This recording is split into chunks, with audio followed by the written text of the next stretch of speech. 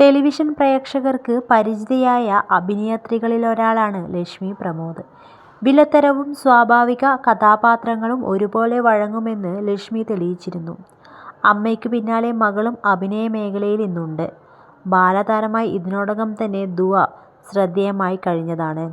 കരിയറിലെ മാത്രമല്ല ജീവിതത്തിലെ വിശേഷങ്ങളും ലക്ഷ്മി സോഷ്യൽ മീഡിയയിലൂടെ പങ്കിടാറുണ്ട്.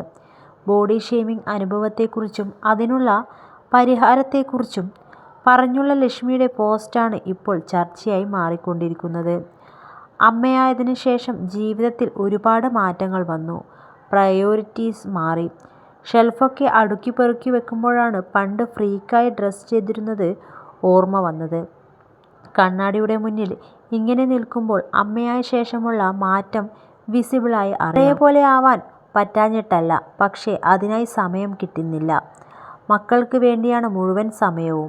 ആഗ്രഹത്തോടെ ഒരു ഡ്രസ്സ് എടുത്തിടുമ്പോൾ 5 മാസം ഗർഭിണിയാണെന്ന് പറയും. അതിന് താൻ കണ്ടെത്തിയ പരിഹാരം എന്താണെന്നും ലക്ഷ്മി കാണിച്ചിരുന്നു. സെലിബ്രിറ്റികളടക്കം നിരവധി പേരാണ് പോസ്റ്റിന് താഴെ അഭിപ്രായങ്ങൾ രേഖപ്പെടുത്തിയത്. ഒരു പോസ്റ്റിട്ടാൽ അതിന് കുറഞ്ഞത് 2 കമൻ്റെങ്കിലും വരും. തടി കൂടിയല്ലോ, വയറ് ചാടിയല്ലോ എന്നൊക്കെ പറഞ്ഞ്.